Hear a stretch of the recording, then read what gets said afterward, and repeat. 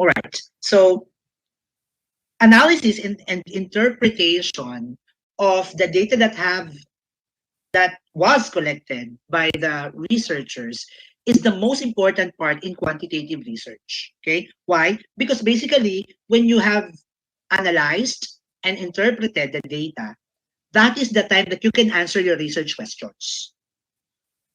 Okay? That is why I'm always telling your groups during lectures and during consultations that your instruments must be aligned with your research questions, because these instruments will be the one to answer the research questions. No? And for us to be able to analyze and interpret the instrument that we have to know the contents of the instrument. Okay?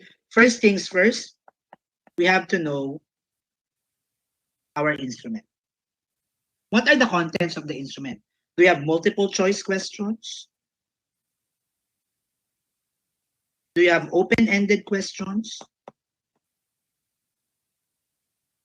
Pwede ba ang open-ended sa quantitative research?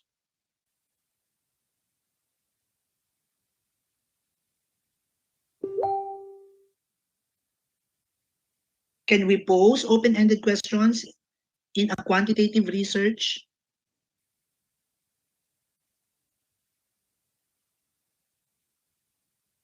Habang sasagot ng yes?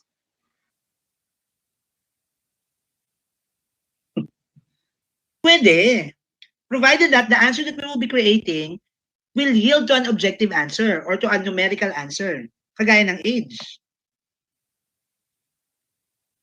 Diba? That's why, merong mga instrument na nakalagay na age na sabi nakalagay 11 to 15, 16 to 20, 21 to 25. Pinatanggal ko yung mga yan. Right? Because age should be asked open-endedly. No? So open-ended questions, pwede yan. That's okay for quantitative research so long or as long as you can yield an objective or a numerical answer. Okay?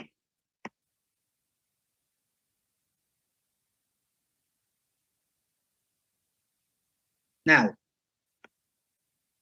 do you have multiple choice questions, open-ended questions? Do you have a rating scale? Do you have a Likert scale? These kinds of things. You have to know what are the contents of your instruments, because each of these contents, A8, will correspond to a particular statistical measure. Okay? So say for example, mamaya na yun. Second, you have to familiarize yourself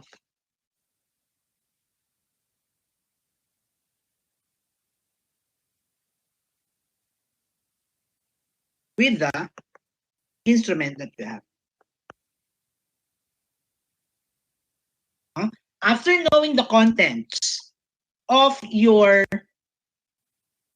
instrument, you have now to familiarize yourself with the items naman. No? So, tawag natin dito contents. Anong laman ng iyong anong laman ng instrument mo? Meron kaming multiple choice question, kagaya ng sex, marital status, socioeconomic status, job title, and so on. Those are multiple choice questions. Meron din kaming open-ended question, which is the age. Tapos meron kaming Likert scale na magme-measure ng ganito. Okay? Next, you have to familiarize yourself with the items in the questionnaire. Okay? Kasi may mga items, you have to watch out for items for reversal. Again, meron ba ditong gumagamit ng PSQI na instrument? Wala? How about perceived stress scale?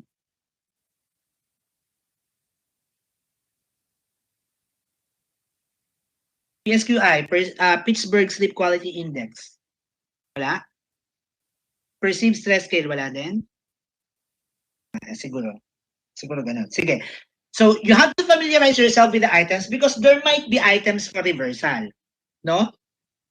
Sige nga, alamin nga natin, ano-ano yung mga main instruments ninyo? Group 1, Group 2, 3, 4, 5, and 6.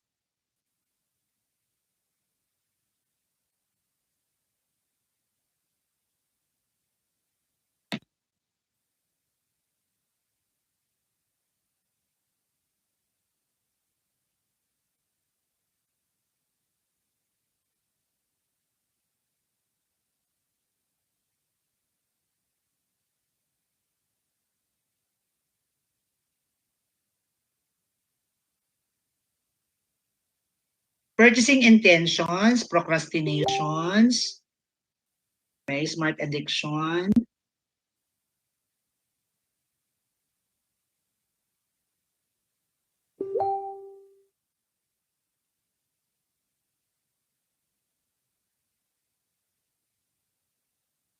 smartphone addiction scale, a multimedia learning environment survey, okay?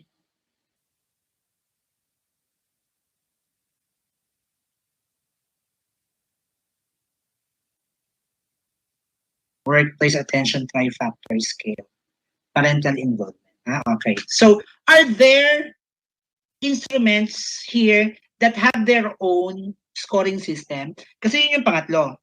No? After familiarizing yourself with your instruments, malalaman mo kung may item for reversal, you have to know the scoring system. Paano mo i-scorean ang sagot ng bawat respondent mo? Meron ba? Kagaya ng, bibigyan ko kayo ng example, no? For the PSS, for the perceived stress scale, ang maaaring maging response ng mga respondents ay, ang score na maaari lang makuha ay 0 hanggang 40. Okay? And then each of these scores may be converted to a verbal interpretation, no? To a meaningful interpretation. Kasi for example, totoo to.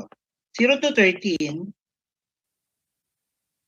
pag 0 to 13 ang nakuha mong score, ibig sabihin, ikaw ay may low stress level. Kapag 14 to 26, ikaw ay may moderate stress level. Pag 27 to 40 naman, meron kang severe stress levels. So say for example, I was one of the respondents, and then I answered the PSS, and then I got a score of 15. What does my score converts to?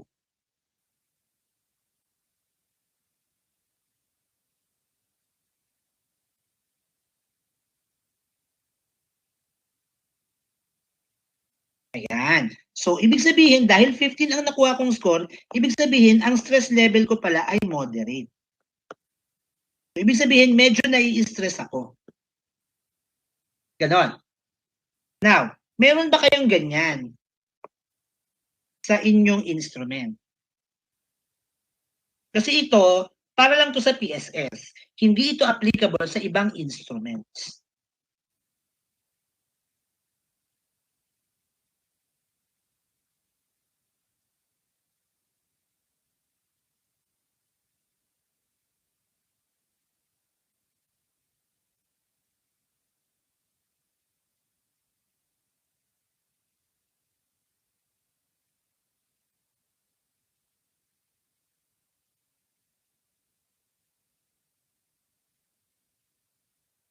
Tignan nyo ngayon sa inyo, Reyes and Bandelaria.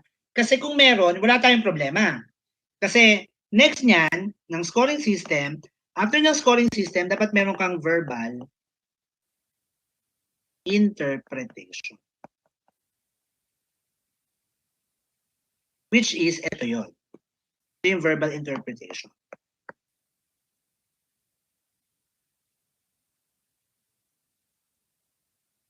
Ay, oo, sa procrastination meron. The functions ranging from 12 to 60 scores on reasons for and interest in changes. Pero kunwari 12 to ano, yung 12 to ganito, ano yung range niyan? Paano masasabi na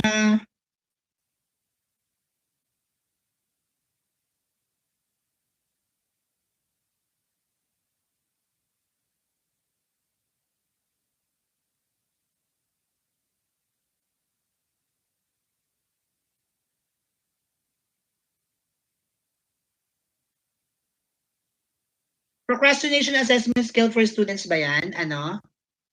Yes?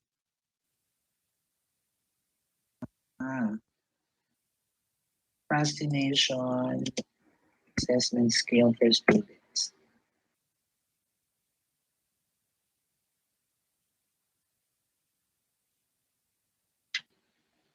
Yun lang? Yun lang sinabi?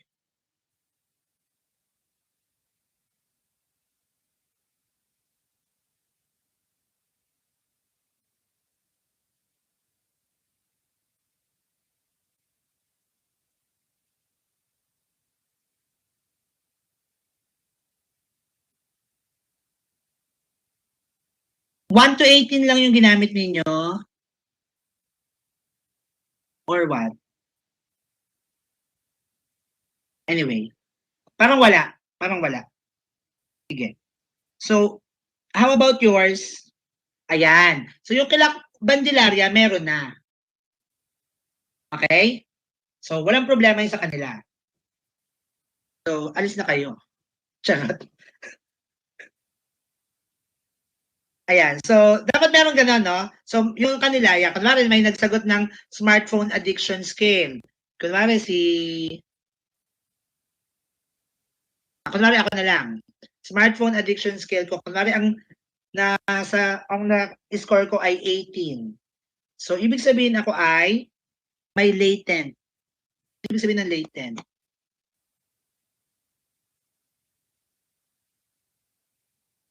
Latent. Existing but not yet developed. Okay. So, meron akong existing smartphone addiction. Yan. So, ganun na yun sa kanila. Wala nang problema. Ngayon, paano sa mga walang interpretation? So, dapat you will be the one to create your own interpretation.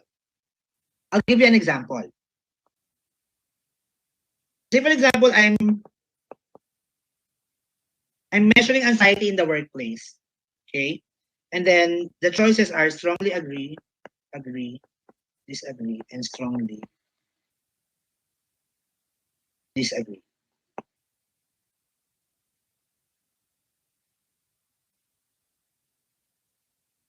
And tapos these are the items. Let's say, for example, I am happy to be here. Number 2, I feel calm whenever I am here. Tatlo, I do not want to stay. Okay. So usually, ang scoring natin dito, A8 ay 1, 2, 3, 4.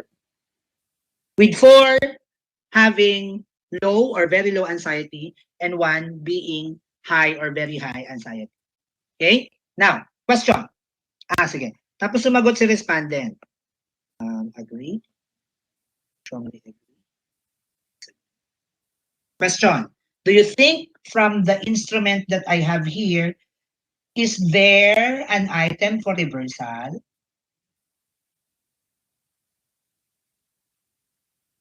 And if yes, which item?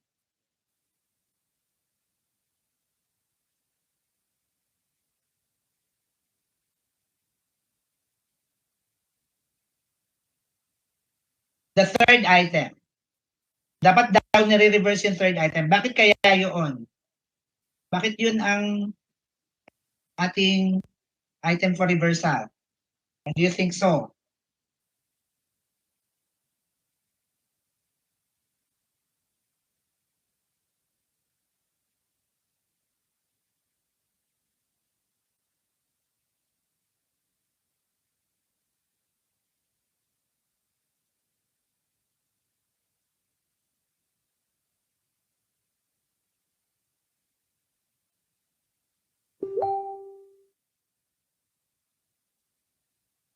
Negative.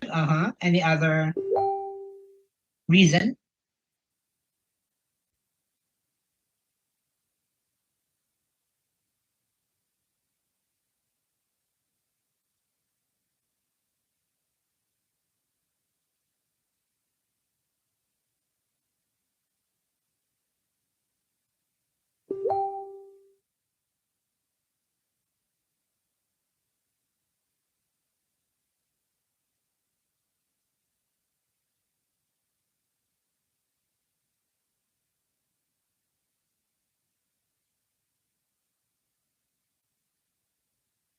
Because basically, item number 3 does not go well with the others, no? Or it's not aligned with the line of questioning for the other items. As you can see here, in question number 1, I am happy to be here. It seems like it's a positive note. It's on a positive note. Tama? Tapos number 2, I feel calm whenever I am here. Again, it's asked on a positive note. And then yung pangatlo, sabi, I do not want to stay here. It's somehow asked on a negative note. So instead of having 1, 2, 3, 4 here, kasi ang normal natin scoring 1, 2, 3, 4, we will be reverting. We will be reverting this item. So instead of 4, 3, 2, 1, it will become now 1, 2, 3, 4. Naintindihan po ba ang item reversal?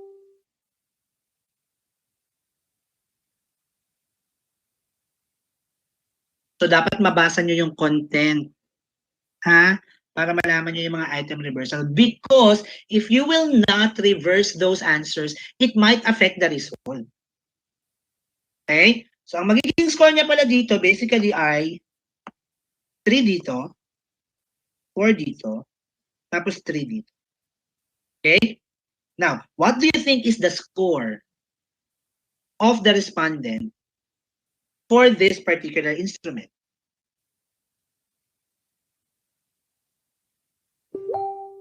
10 ba?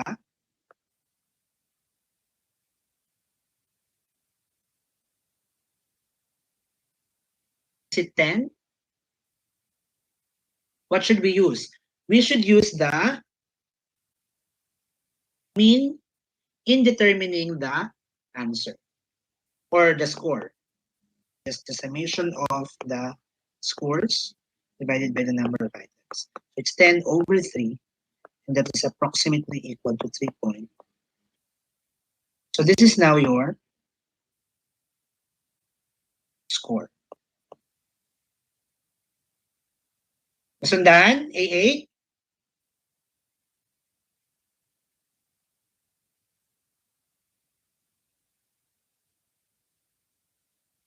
Dapat maintindihan nyo ito dahil kayo ang gagawa nito.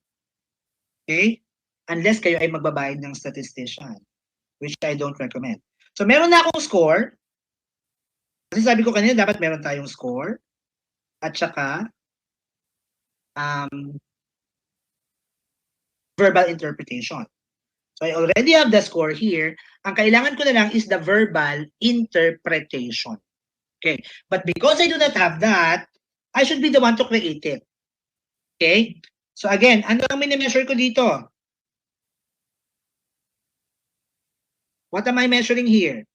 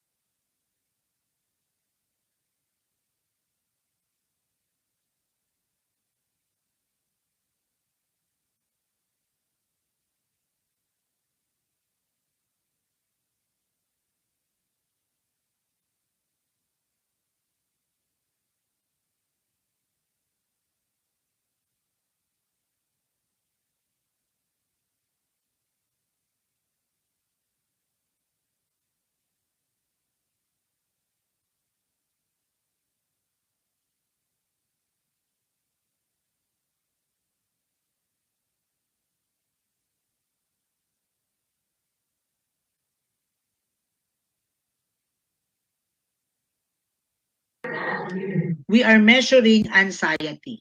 Correct. Now, how do you think anxiety is interpreted? Pwedeng ang anxiety mo ay, ano kaya?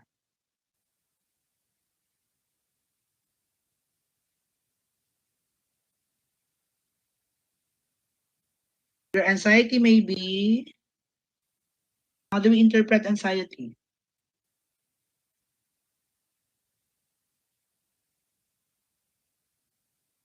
Pwede rin bang low, moderate, and severe?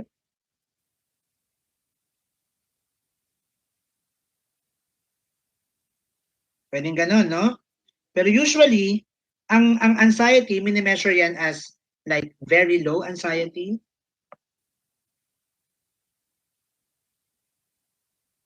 very low anxiety, moderate anxiety, high anxiety, and very high anxiety. Ngayon, AA, dapat we have to align our ranges to our instrument, no? Dahil yung mataas mong point here corresponds to actually a very low anxiety. Kasi pag sinabi mong, I am happy, tapos nag-agree ka, 4 points yon. Ibig sabihin, mababang anxiety yon. Pag I feel calm, tapos sinagot mo 4, mababang anxiety rin yon. So, dapat yung range mo ng low ay nasa mababa. Ay nasa mataas na score. No? So, you have to know the range from 1 to 4. Basically, ganito yan. Usually, sa stats tinuturo to, kung paano alamin yung range,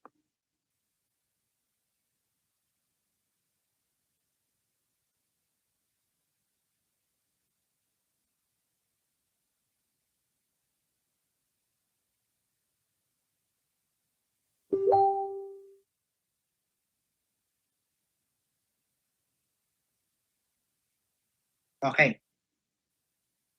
So, ayan ang range of scores and the interpretations. Okay. Dapat yun yung mga malaman mo eh. Range of score, interpretation, and so on. Ngayon, ang nakuha niya ay 3.33. What does it convert to?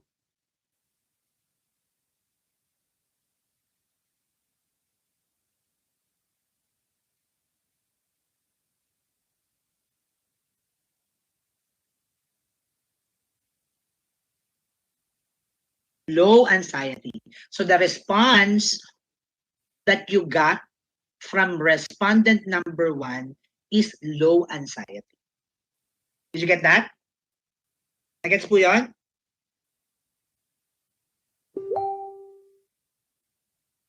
Okay. Ngayon, kunwari meron kang 10 respondents.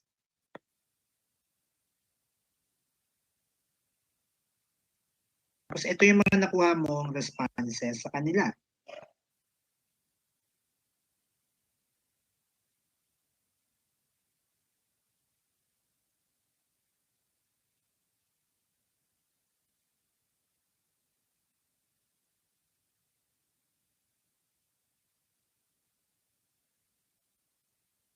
Yan.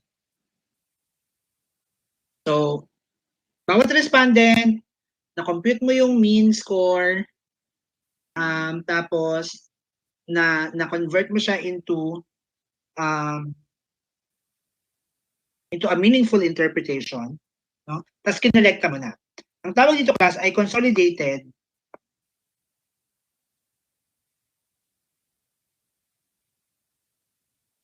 data. And this consolidated data is very important because it will be able to answer your research question. Okay? Kaya nga sinasabi ko, no, dapat yung ating instrument ay aligned sa ating research questions kasi yung instrument ang sasagot ng research questions natin. No? So this is low anxiety, very high anxiety, very low anxiety, moderate, high, low, moderate. Okay. Now, this consolidated data will be able to answer your research question. We're measuring anxiety here. Sa palagay nyo, ano ang research question ng pag-aaral na ito? Of course, what is the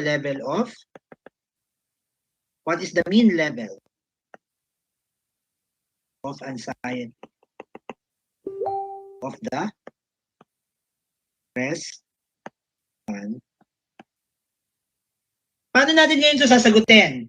From the consolidated data. Anong gagawin natin? Para malaman natin yung mean level. Of course, we get the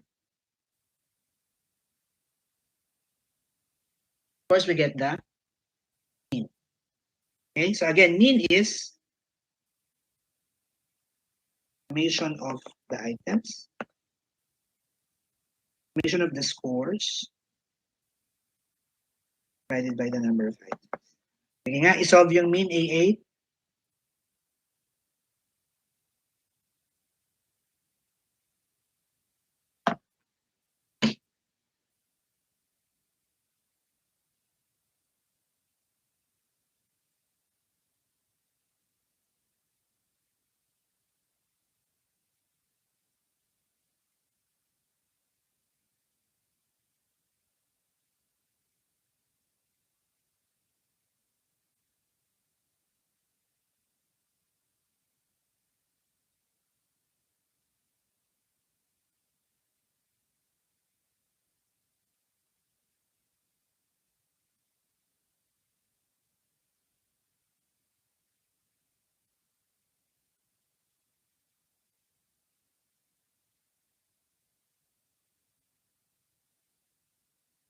.4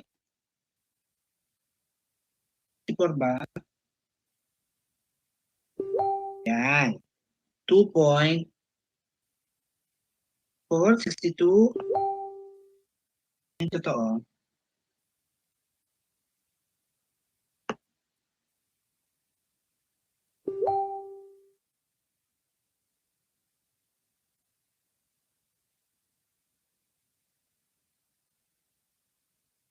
2.62. Yan.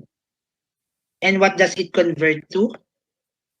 2.62 converts to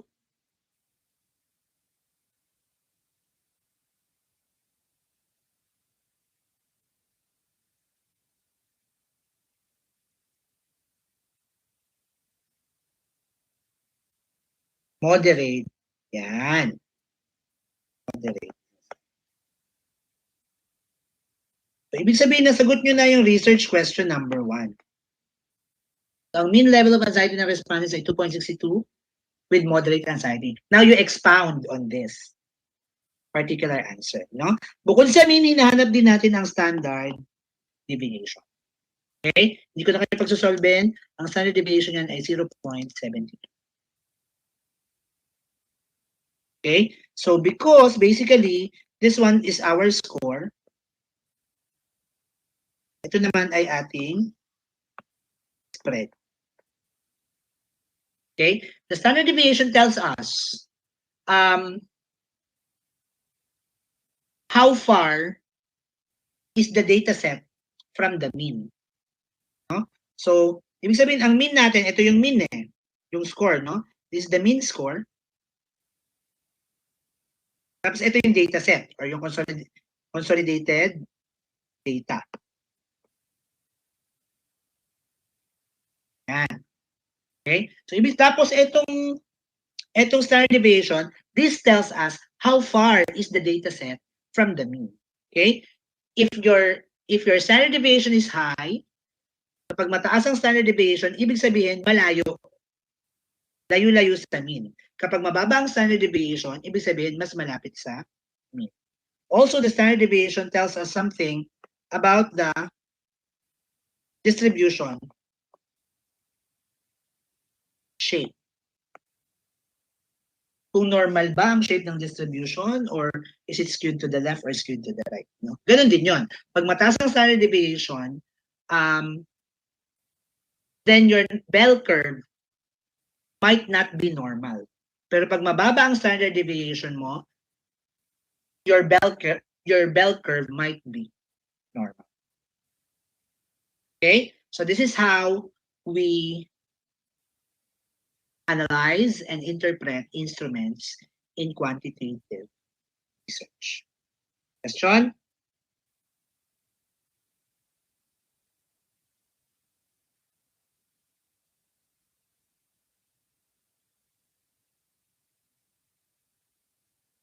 Okay.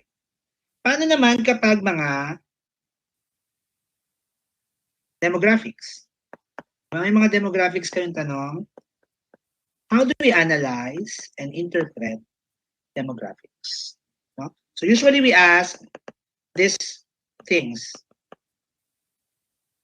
in demographics. So ito, ang tawag dyan, dichotomous question.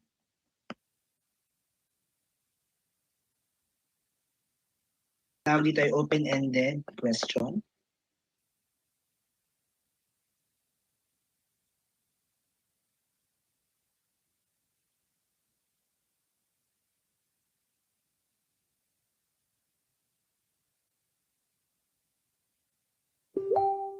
Tawag naman dito ay multiple choice question. Now, how do we interpret and analyze? Pwede rin tinatanong mga socio-economic status, civil status, and so on. Job title, job position, and so on.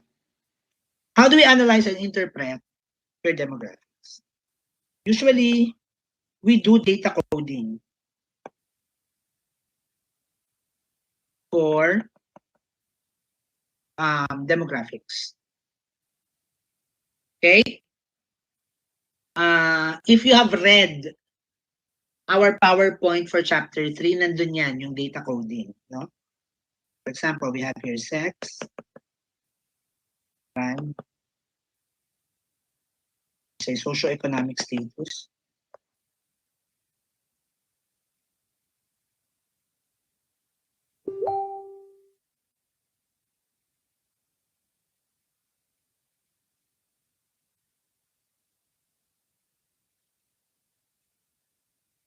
Yan.